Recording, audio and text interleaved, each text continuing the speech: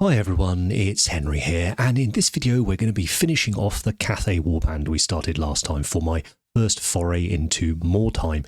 Now this is largely using those new miniatures that were released for Cathay in the Defenders of the Great Wall or Battalion or Bastion, something like that. The Peasant box, the Peasant Guns and Wizard box. So in this one I'm going to look at a few more bits and bobs to do with the peasants, then we'll address the two characters, and then we'll have a chat at the end to talk about what we've learned along the way. So I hope you enjoy. Let's paint.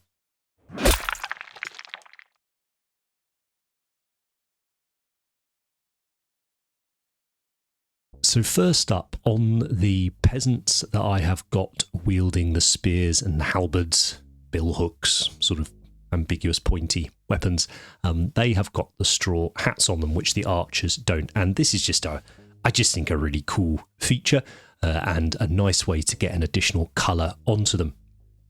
So to start off with, I've just given them a brown base. So I've chosen to use Thondia brown because I've used that on most of the rest of the model for the leather bits and bobs. So it's just easy, really, a nice sort of raw umber colour. Then I'm going to highlight it first up using Hobgrot Hide. Now I chose Hobgrot Hide because it's not dissimilar to, say, the Tau XV88 that I've used previously, so I know that it's not going to be sort of too much clashing of colours. And also I just think it's got that kind of, well, it's kind of straw coloured. I don't know, there's something I think it's quite an unpleasant colour, and I really like using it. It's a terrible explanation, but it is what it is. To start off with, I've just done a quick airbrush highlight.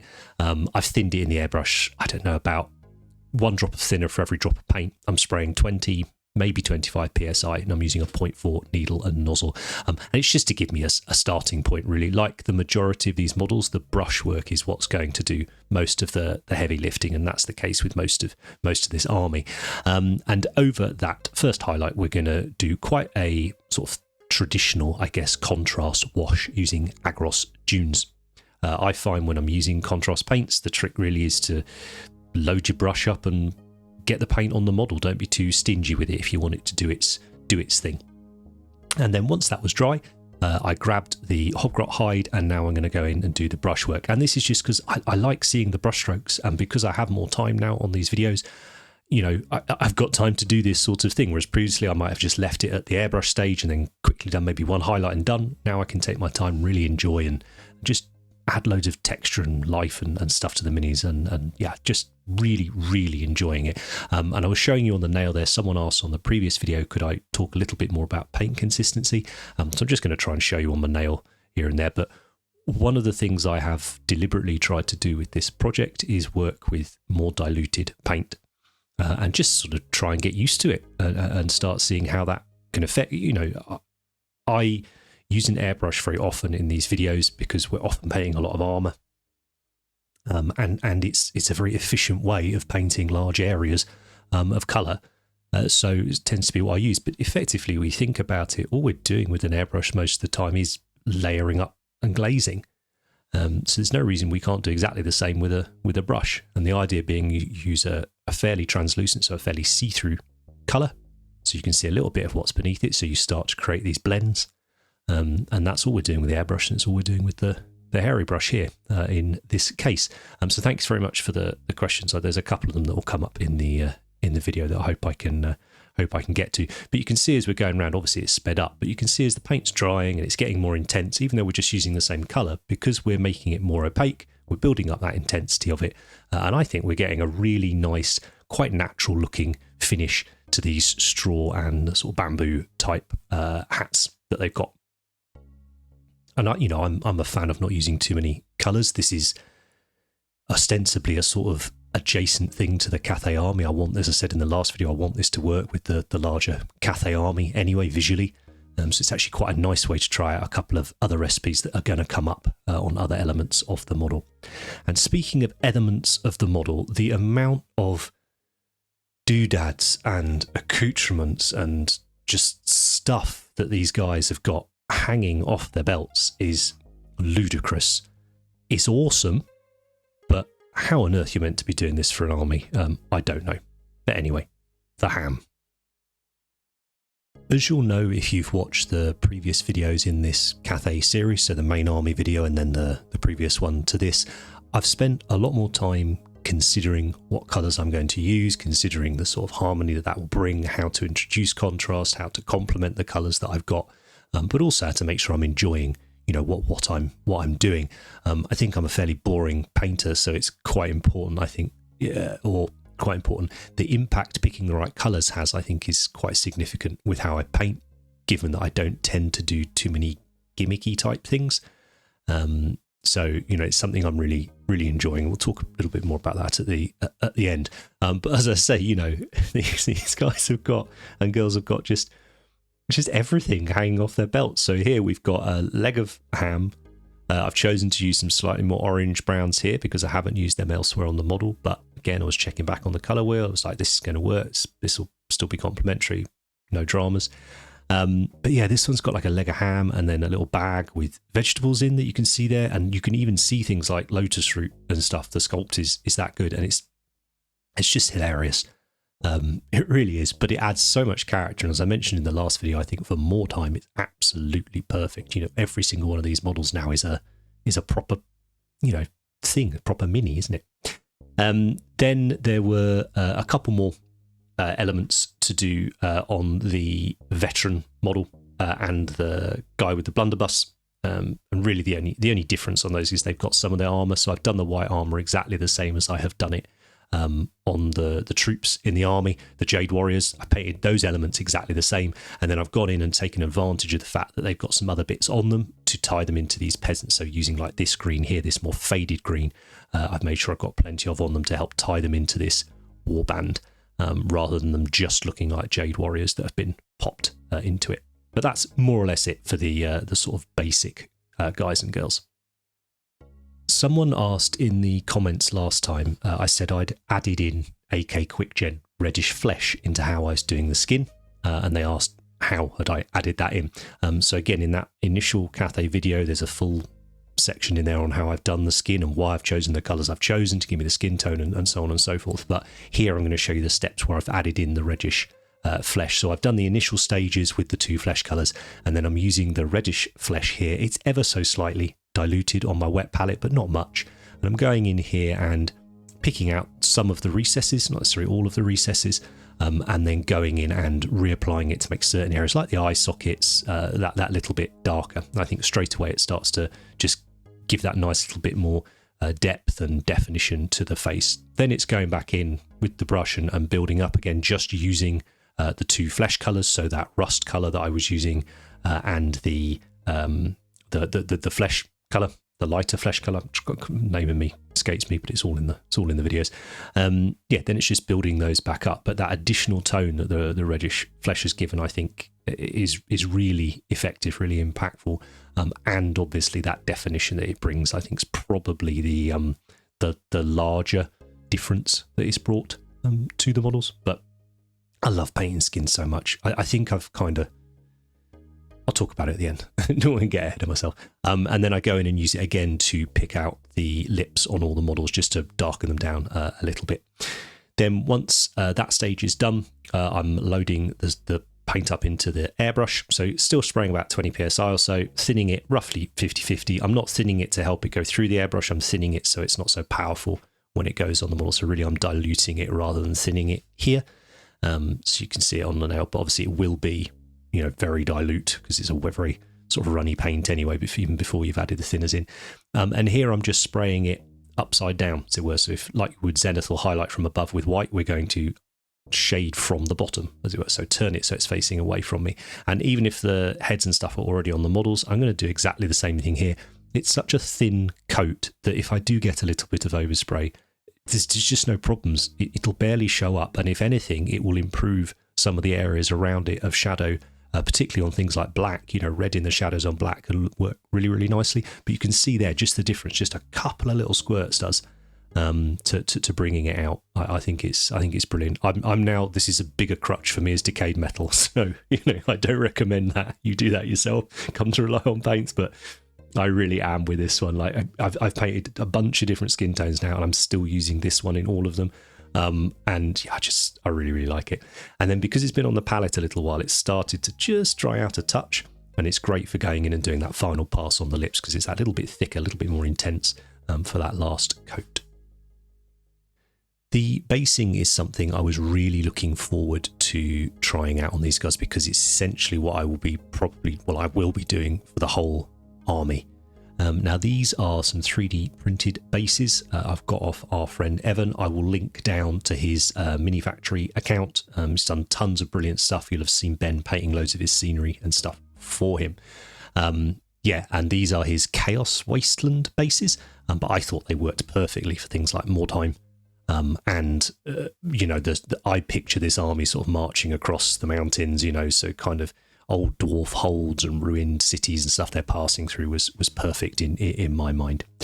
Now, with regards to the colours, again, I wanted to, rather than just go in and grab a grey and go for it, what could I do? Consider it. So I looked on my colour wheel. Okay, we know that purples will work. That's very analogous to the sort of jades that we're using. That'll work really nicely. So I've gone in there with a makeup sponge. And the reason I've used a makeup sponge, not a sponge with wider gaps on it, more coarse, is because I just want a very sort of subtle texture on there. I don't want tons. And then I'm mixing in Karak stone to lighten it. It's all pretty obvious, isn't it, really? And then I am making the effort to go in and do a little bit of edge highlighting and some scratches with the Karak stone.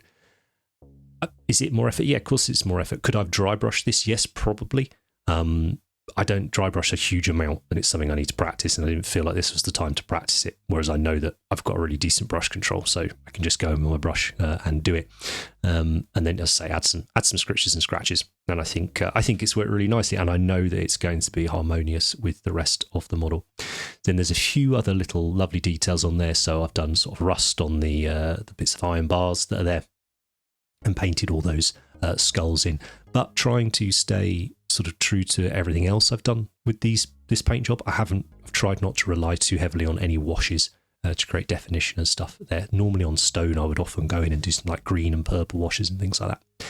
Then for the basing material itself, I'm going to be using Kraut Cover Scenics. We have no affiliation with these guys. I just came across them about a year ago. I love the product, so I just bought everything, and I've been using it on everything since, really. You can see Copious Earth here. The reason I've chosen Copious Earth is because of the colours in it. Again, you've got some oranges in there, and then there's it's got a bit of static grass in as well, which I think just adds some little flecks of additional colour rather than just dirt, which I was really keen to utilise and add on the model again to try and avoid being too dark and dingy, whilst also not being too obnoxious. I'll get over it one day, I'm sure, but I'm just a bit of a coward, really. But yeah, so I'm going to go in and use their fast-drying PVA glue, Kraut Tack, they call it. And yeah, just work my way around the cobblestones. I don't really know why I chose to do it this way around, but it worked absolutely fine, so there's no need to change it. So as of recording, we have just had Golden Demon over in Adepticon, and Andy placed second, so he got silver in the diorama category with this incredible Awakening of the Woods diorama he's been working on. Huge congratulations to Andy on that. I think it's an absolute triumph. I love it so much. That's my favourite piece of his he's done. And if you'd like to see how he's done it, there is a 6 or 7 part series over on Patreon. I think he's 3 or so videos in at the minute, and I know there's at least 3 if not 4 others to go along with it. So if you'd like to see the full process from, you know, quite frankly, one of the best miniatures painters around at the moment, consider going and checking that out. And thank you so much to those of you that do support us over on Patreon and over on the Twitch channel. You know, we wouldn't be able to do what we do without you guys, so thank you. And if for any reason you can't support us there, then pop a like on this video, pop a comment down beneath, share the video. That all makes a massive difference. So yeah, really do appreciate all of that. And it was really nice having the comments from the last video and then being able to address some of that in this one, including the not so friendly comments to do with, oh, there's a Battle Monks of Cathay list, you Wally. So yeah, thanks. Even thanks to those guys, because that all helps the algorithm, doesn't it? So yeah, just working through the bases here one at a time, and then by the time that one was done, I was ready to take the previous one out and just continue to work there. And the only tip here really is, yeah, just pop a piece of paper down underneath, and then get any overspill, you can pop it back in the box. The only model in this warband that didn't come in that Defenders of the Great Bastion box is this guy, and this is the captain from one of the Sky Lanterns. This is one of my favourite models in the entire Cathay range. I think he's incredible. Yeah, just think he's awesome, and I had to get him in the warband to use as the captain. So here I was thinking, okay, what additional colours can I put on him whilst also keeping him harmonious with the rest of the warband. He also had a few little areas of armour on him, and I just didn't think it was worth getting the airbrush out to do them. So I've just used exactly the same colours, and I've gone in with the hairy brush, just sort of scratched and built those up, and I think it looks absolutely fine. If anything, I think it looks nicer because it has a little bit more texture to it, and that's certainly my taste at the moment. I've got an idea for mixing the two of those things on a project that's coming up, actually. So watch this space, as it were. But yeah, so I sort of looked there and went, okay, well, I can do the trim the same as I've done the trim on the peasant models. We'll stick to the sort of black cloth that we've got across the entire army and warband so far. And that meant really there was a few areas. There was the big sash around his middle, which I decided to do the same as I have done the sashes on the Jade Warriors. Obviously, there's just a lot more surface area to cover with this, so you can have a bit more fun with it. I certainly had a ton of fun doing it. I've loved painting all this cloth on these. It's sort of really, I don't know, it's got me really enjoying my painting at the moment, and I'll talk about that at the end of the video. But it's it was lovely to do. The only change here is I've added in a mini colour in replace of Cabalite Green from the original recipe, because I left the lid off my Cabalite Green, it dried out, so I didn't want to have to go and buy another one. And then I had a look at our mini colour, and there was one that was close enough, and I thought, you know what, that'll look great on the model anyway. So I used that instead. And then it was, what colour could I do his coat, his jacket? And in the end, I had a look on the colour wheel, what's analogous colours, and we're moving into the sort of purples and magentas.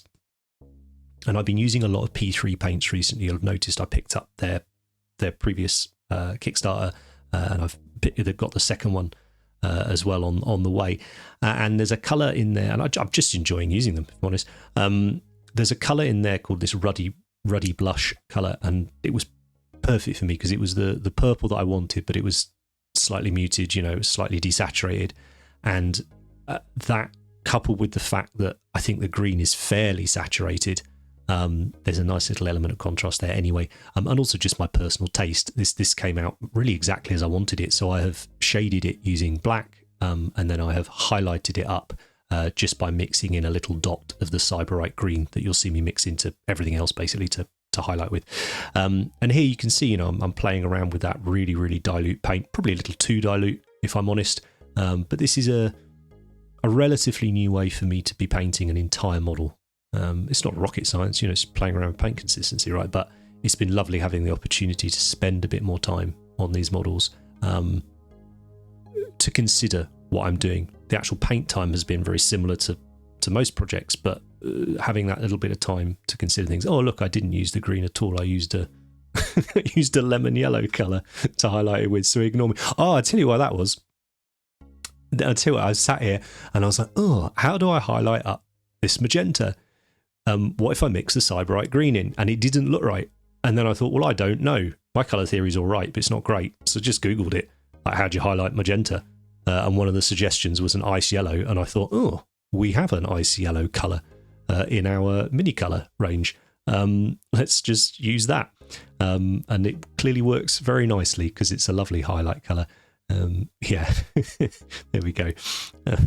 So yeah, if in doubt, ask someone who knows more than you, which is what I did here. And then the other obvious area on him that was the opportunity to do some different colours was the bird.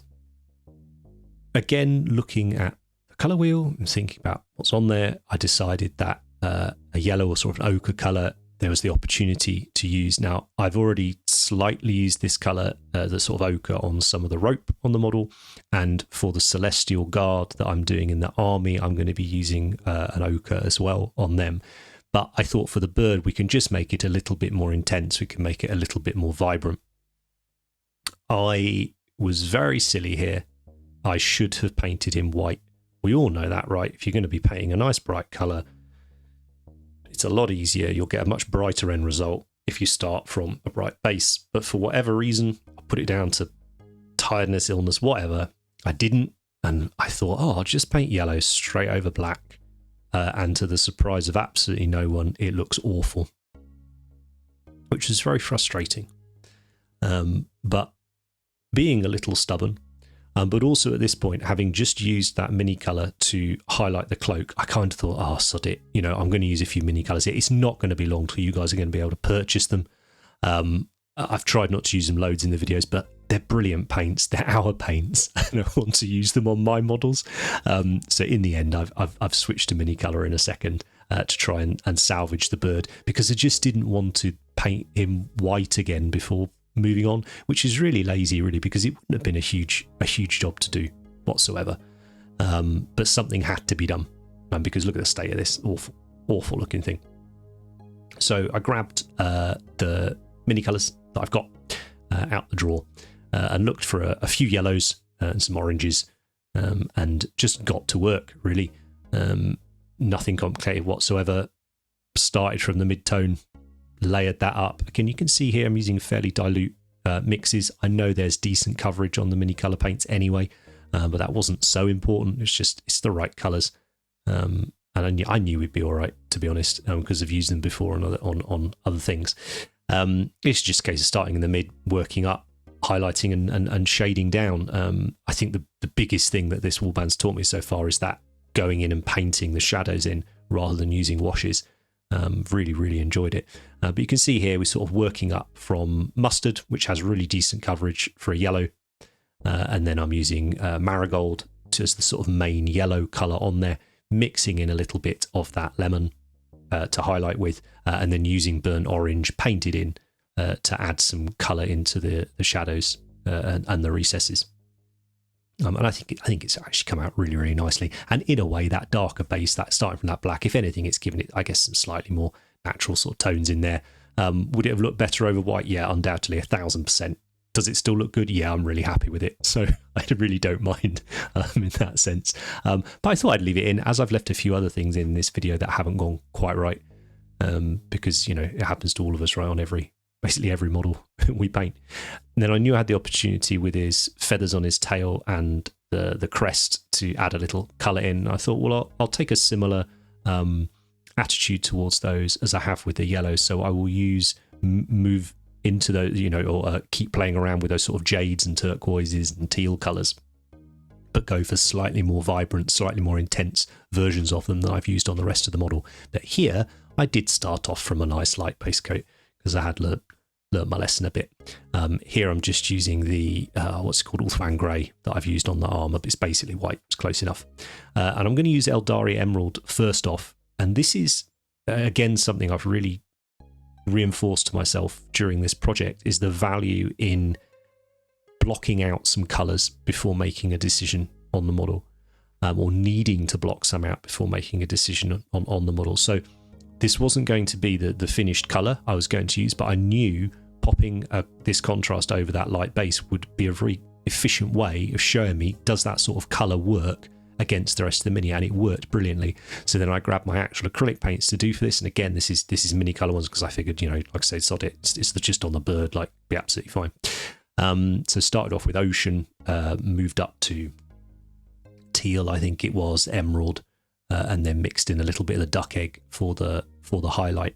And here it's just, again, going in, you can see on my nail, using very thin to paint, so glazes really, to build that colour transition up. And then when it's time to go in and actually do the sort of solid highlights on the edges and stuff, I use a slightly thicker consistency, and by mixing in that duck egg, that highlight colour, that's got much greater coverage anyway. So worked very well, easy to control, to get those highlights in. Even managed to paint the eyeball on the bird, which I was quite pleased at. But yeah, this mini is so good. It's so good. And although I have 3 sky lanterns, I'm only going to have one captain, converting the crew for the other 2, just because there's 3 options. You can have a character one, you can have a shooty one, and you can have a closer range bomby one, and I'd like to have one of each in the army. I'm very much collecting it as a look cool on the shelf thing, so it's kind of just going to have one of everything in it, one of all the variants, that type of stuff. Yeah, so this will be this will be the captain for it. And it's just such a cool mini. I'm so impressed. I've said it before, like, I think the Old World guys are absolutely smashing it. The sculptors in that team, I think, are doing a brilliant job. And as I say here, we've mixed in that slightly more opaque highlight colour, and it just makes doing the highlights that much easier than if it was too runny. And lastly, we've got our wizard friend, sorcerer, mage. I'm trying to think what he's called. Is he called a celestial mage? Celestial dragon mage? That sound right? Definitely read that somewhere. So yeah, again, much like the captain, I had the opportunity with this guy to introduce some different colours, or certainly introduce different amounts of colours on the model. Here, the obvious one being his cloak. So I took the opportunity to use the airbrush to get things started with this, because I think airbrushes are brilliant when you're doing things like cloaks, for a bit of sort of laying the colour down and getting that initial sort of directional lighting on them. So I've used the same black recipe for the rest of the cloth on his cloak, added a little more green in actually, just so it had a slightly different hue to it. And then the same purple that we've used on the coat of the captain, we're using on the cloak here. Really like this purple. I think it'll probably be featured a lot in many of my projects over the next sort of year or so, until I find something else. But yeah, you can see there, I think it works really nicely together. The opportunity is there on the back of the cloak to add some decals. In fact, on all of the cloak to add some decals, which I wanted to do. I enjoy using decals. I'm confident with them, and I'm much more confident with them than I am with my freehand ability. And a project like this, there isn't the time there to do the freehand. So I looked through, found some cool ones. This is a nice Titanicus sheet here, Astorum I've got left over from a mana pull I did. And then the Word Bearers one. In the end, I settled on the Word Bearers one for the main image. And I used a few of the ones off the Cathay one for the edges. And then whilst that decal stuff was doing its thing, I went in and glued the cloak on and attached the area. And as I mentioned in the preview video, I chose to do it in a separate piece, because although the join is right across the middle of the pads, it wasn't really an issue, because I could just do the pads all metallic. Little bit of stipply texture. I don't think it's too problematic. Now, I thought I'd have a go at giving him glowy green eyes, because I thought it might look a bit more interesting, and I want the thing to look interesting. And I think it actually came out really nicely. I just used the classic mix I used for it, but I chickened out, and then I just went back in and painted his eyes as normal. Do I regret? I don't know. Let me know what you think in the comments. I think possibly the glowy green eyes was nicer, but I'm so averse to things like that, or have been, that it's taken me a while to get out of that mindset of, no, do you know what? Things like that can look tasteful and cool, and it doesn't have to be that way. In fact, the staff was similar. I knew the staff here, the sort of haft of it was the opportunity to add some more in, and I thought, a lighter colour, but I didn't want to do marble again, because I just gives me the heebie-jeebies, things like art marble and OSL and stuff. Like, I don't know why, it just does. And I got to start getting over that. Maybe this is the first baby steps, but in the end I went for a lighter colour here. So this was Drake Grey, which I've used on a previous Cathay model and really liked it. So that's slightly pinky purple grey, and the same with Petroleum Grey, again pinky purple.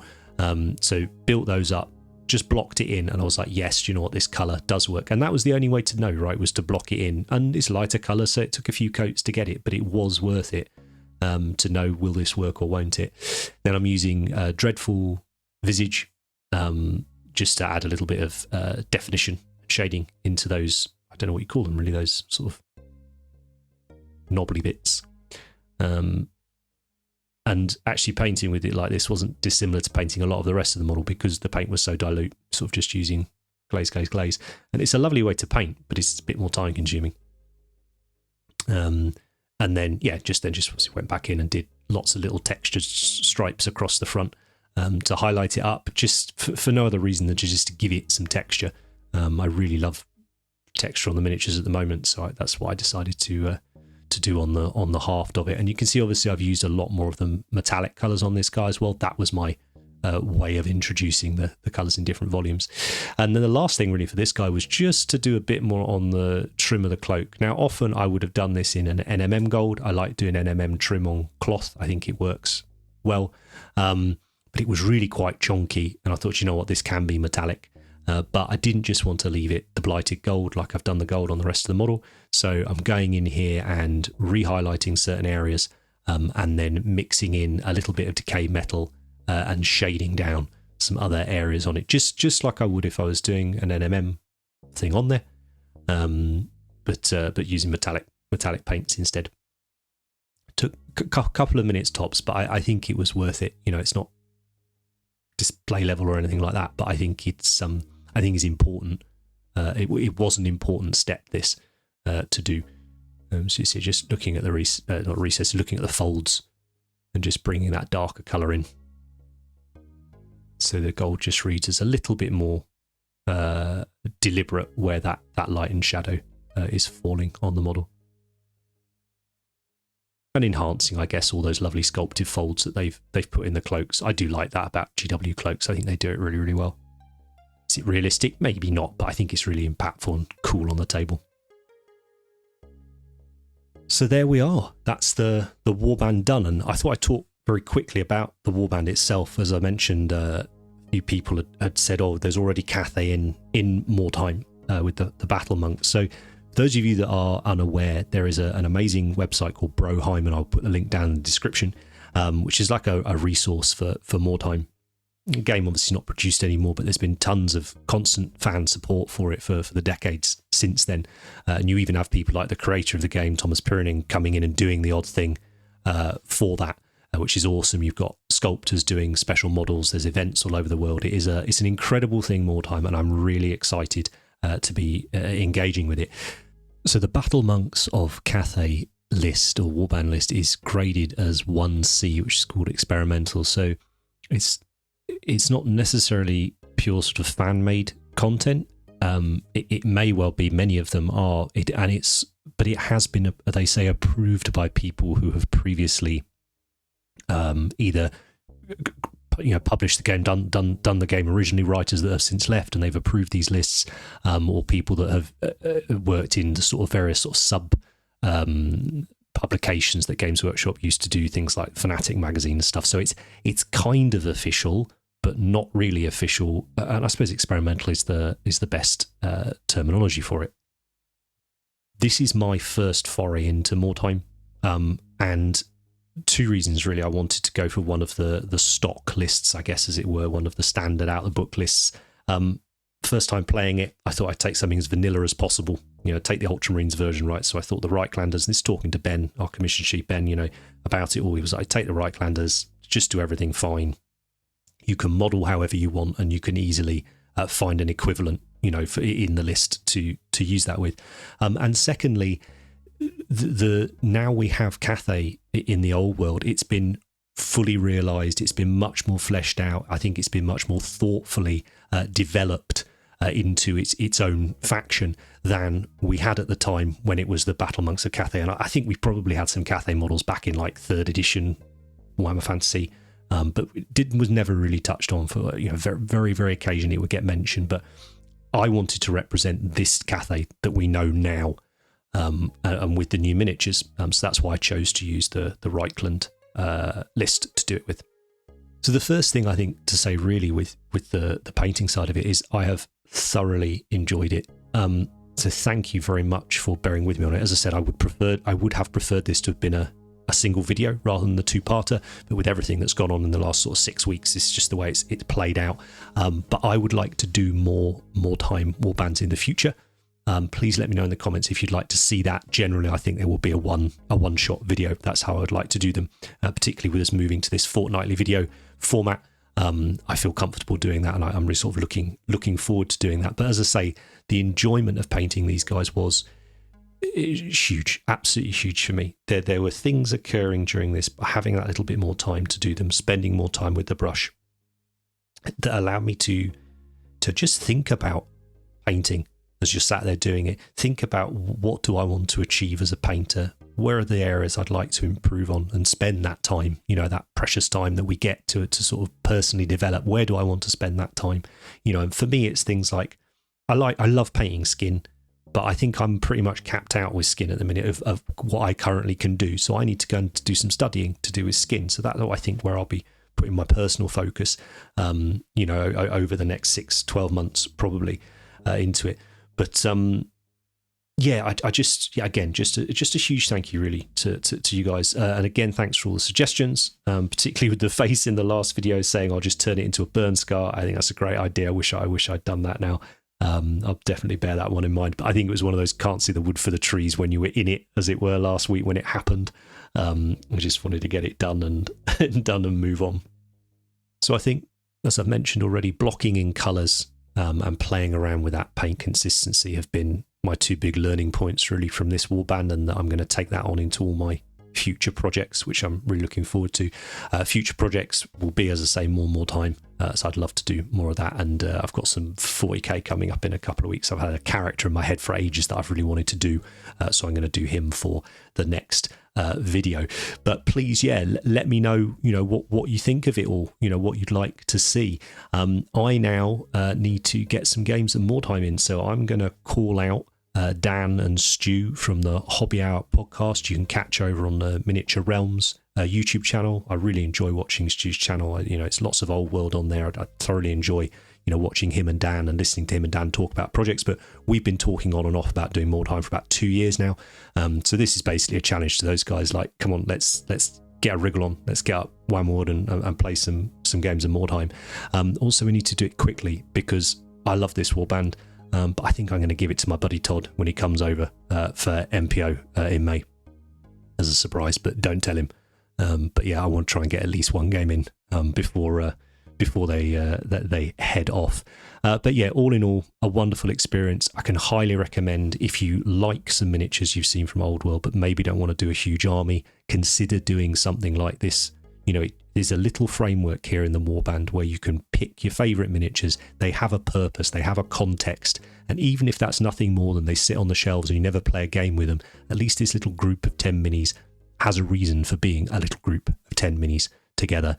And if you can enjoy painting yours half as much as I've enjoyed painting these guys, albeit to a gaming level, a decent gaming level, but they're not display level or anything like that, but the joy of painting them has just been enormous. And I think that's why most of us are doing this in the end anyway, isn't it? So any questions at all, pop them down in the comments. I will get back to you as soon as I can. Thank you ever so much for all of your support. Take care, and I'll see you next time.